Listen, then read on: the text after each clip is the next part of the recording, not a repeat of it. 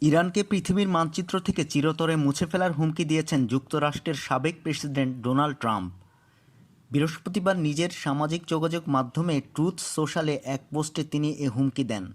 সংবাদ মাধ্যম আল আরাবিয়ার এক প্রতিবেদনে এ তথ্য জানানো হয়েছে। পোস্টে সাবেক মার্কিন প্রেসিডেন্ট বলেন, ইরান যদি প্রেসিডেন্ট ট্রাম্পকে হত্যা করে, এমনটি ঘটলে আমি আশা করব আমেরিকা ইরানকে পৃথিবী থেকে চিরতরে নিশ্চিহ্ন করে দেবে।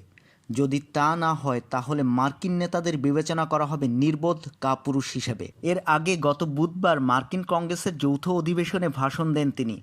এ সময় তিনি তার বিরুদ্ধে ইরানের চক্রান্ত তুলে ধরেন। এরপর ট্রাম্প এমন পোস্ট করেন। অবশ্য প্রেসিডেন্ট থাকাকালে এর আগেও একাধিকবার ইরানের বিরুদ্ধে হুমকি দিয়েছেন তিনি। গত সপ্তাহে বিভিন্ন মার্কিন সংবাদ মাধ্যম জানিয়েছে, মার্কিন গোয়েন্দারা কয়েক সপ্তাহ আগে ট্রাম্পকে হত্যার বিষয়ে ইরানের ষড়যন্ত্রের ব্যাপারে জানতে পারে। এরপর সিক্রেট সার্ভিস থেকে ট্রাম্পের নিরাপত্তা জোরদার করা হয়।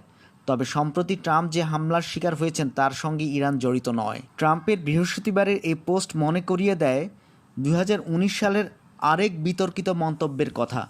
প্রেসিডেন্ট থাকা অবস্থায় সে সময় ইরানকে হুমকি দিয়ে বলেছিলেন, ইরান আমেরিকার কোনো কিছুর উপর আক্রমণ করলে দেশটিকে নিশ্চিহ্ন করে দেয়া হবে।